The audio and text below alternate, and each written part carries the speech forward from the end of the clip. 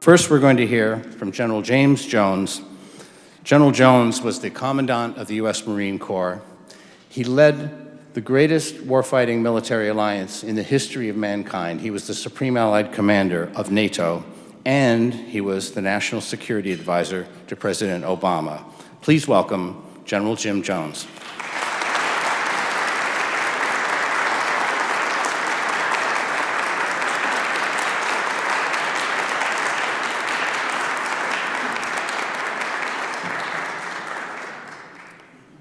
Thank you, Link. I particularly enjoy every opportunity I have to listen to Ambassador Link Bloomfield, as every time he speaks, I learn something. And I presume some of you have learned something today by listening to his recitation, not of parables, but facts. And those are facts that you can take to the bank. As I was listening to Ambassador Bloomfield, I was asking myself, how did I get here? And why am I here? And I think the answer to that first question is, thank you. I think the answer to that first question is, I'm here because I was outraged 10 years ago when I first discovered the existence of a place called Camp Ashraf and the existence of an organization called MEK. I don't know why I didn't know anything about it, but it was never brought to my attention when I was National Security Advisor. And it wasn't really until I left the White House in 2010 and was made aware of the attack by the Iraqi uniformed military on Camp Ashraf on the day that our Secretary of Defense was visiting Iraq. And those videos, those tapes, which I still have, are some of the most outrageous things I think I've ever seen in my life. And it got worse, because as I learned about the history of Camp Ashraf and the MEK and the people in Camp Ashraf, and I learned about the fact that the United States disarmed the 4,000 residents in return for a pass that some of you have that guaranteed that the United States was going to take care of the security of the residents of Ashraf. They assigned a number of very senior military officers to be the representatives of the government to Camp Ashraf, one of whom has dedicated his life to this issue, only to find that at the end of the day, when the president announced the withdrawal of American forces, those of us who asked the question is, what's going to happen to Ashraf? And said, well, we talked to the Maliki government, they're going to take care of it. They took care of Ashraf, all right. They continued brutal attacks. They killed innocent people, unarmed people. And this nightmare continued for several years. People like Governor Ridge and Ambassador Bloomfield and former secretaries of state, former directors of the FBI, former chairman of the Joint Chiefs, probably 75 or 80 people united in outrage against this. And yet, we continue to list the MEK as a terrorist organization, even when a US court directed the State Department to delist or show cause why they should be listed. They still dragged their feet. And it went on for much too long, but finally, at the end of the day, despite the failed promises of the move to Camp Liberty and the dragging of the feet to get Ashraf people relocated into Albania, we finally prevailed. But what a tremendous loss of life and what a horrible cost. So I grew up in post-war Europe. I was 2.5 years old when my parents moved to France in 1946. And I grew up looking at the United States, even though I was an American, I didn't really know what that was because I lived in Europe. But I looked at the United States from the outside in.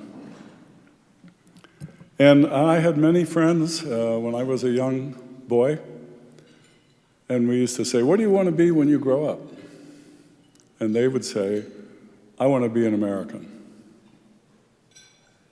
I was an American, even though I didn't know what really that was, but I was very proud of the fact that despite the horrors of World War II, that the thing that America was remembered for was the good things, doing the right thing. Doing the right thing. And as a young man, I learned to appreciate that and go through a few decades before I was old enough to decide after Georgetown University what I was going to do with my life.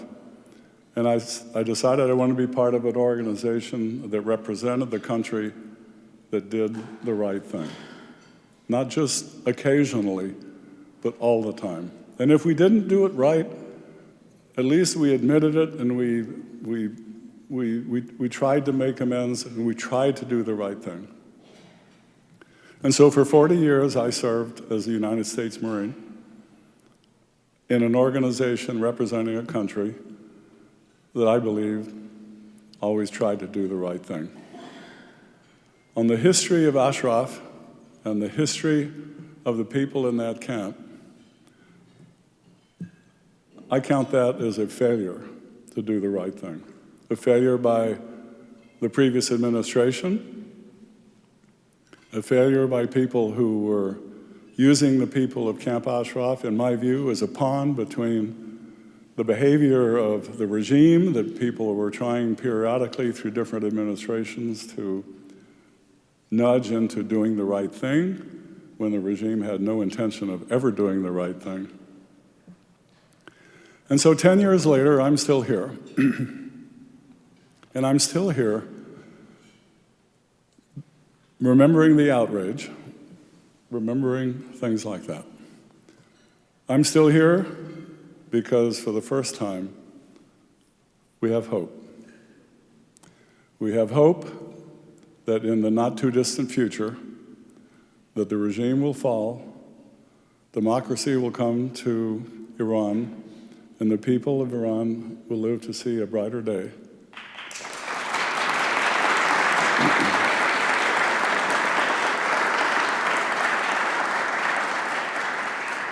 About 2 weeks ago, I got on an airplane at Dulles and I flew to Albania. And I had some appointments in Albania. I specifically did not tell Mrs. Rajavi and our friends that I was coming. And the reason I didn't is because I knew what extraordinary lengths they would go to make me feel welcome. I didn't want 1,000 people out there throwing flowers at me and saying welcome and everything else. So I said, you know what? I'm going to land. I'm going to check in at the hotel. I'm going to drive the hour or so it takes to get out there. I'm going to give them 1 hour. That's it. I'm going to tell them in 1 hour, I'd like to come. And that's what we did. And within that 1 hour, by the time I got there, and it pulled up at the gate at Ashraf Three, it was lined with people from, I don't know where you got everybody, but they were throwing flowers, they were singing, they were chanting. I walked into the auditorium, there were 3,000 people there, you know, like they've been rehearsing this for 3 weeks. I guarantee you the United States Marine Corps could not react that quickly to put on a production.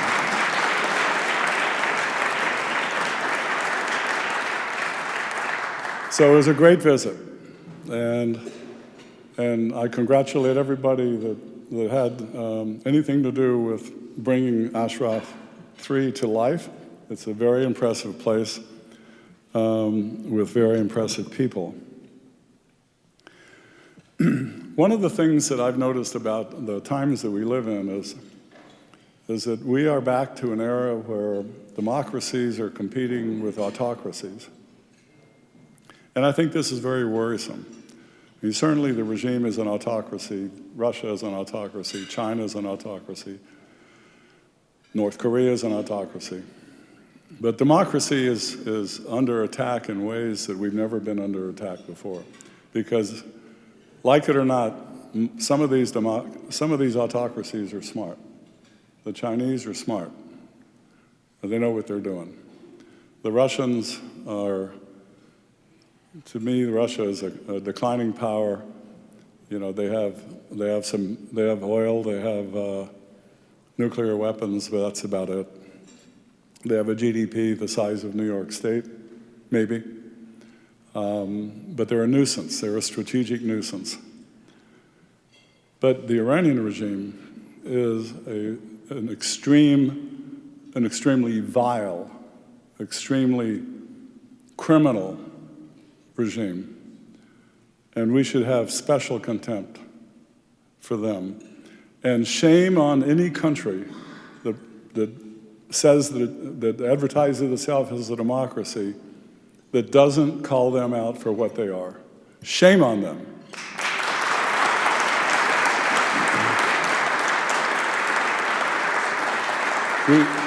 We should never trade our values for economic gain. We should never do that. One of the things that concerns me a little bit in the international dialogue is during the Cold War, we used to talk about values. We used to talk about the evils of communism in terms of human suffering. But I don't hear that discussion that much anymore. And I think that the United States should lead a resurgence among democratic countries and organizations like NATO and the European Union and elsewhere to start talking about values and to shine a spotlight on people who trade, who subordinate their values in favor of trade relations with a country like China. And I think that that's important to do. I would say that there are a couple of things in addition to Ambassador Bloomfield's eloquent speech. There are a couple of things that I think I would recommend, and I've spoken to Mrs. Rajavi about this already. I think it's time, first of all, we should never forget our history. I think you should show the history. I think every name deserves the dignity of being remembered, and you're doing an absolutely superb job. But I really do think that hope is coming. I really do think that the regime is more vulnerable now than it ever has been, and that there will be an end to this, and it will come sooner rather than later, hopefully. So my question is, what's going to happen the day after the regime falls? And on that score, I think we need to be much more effective in terms of answering that question. To our staff members here, to our senators, to our congressmen, to our White House, this ought to be something that is discussed now. We made that mistake in Iraq when we invaded Iraq without any kind of future plan. We should not make that mistake in Iran. The NCRI is a coalition that has democratically elected a leader. They have Jeffersonian democratic principles. It is something that we should celebrate. And frankly, the next time we meet here, there should be standing room only, and we should have as many members of Congress and the Senate in this room as we possibly can. It's that important.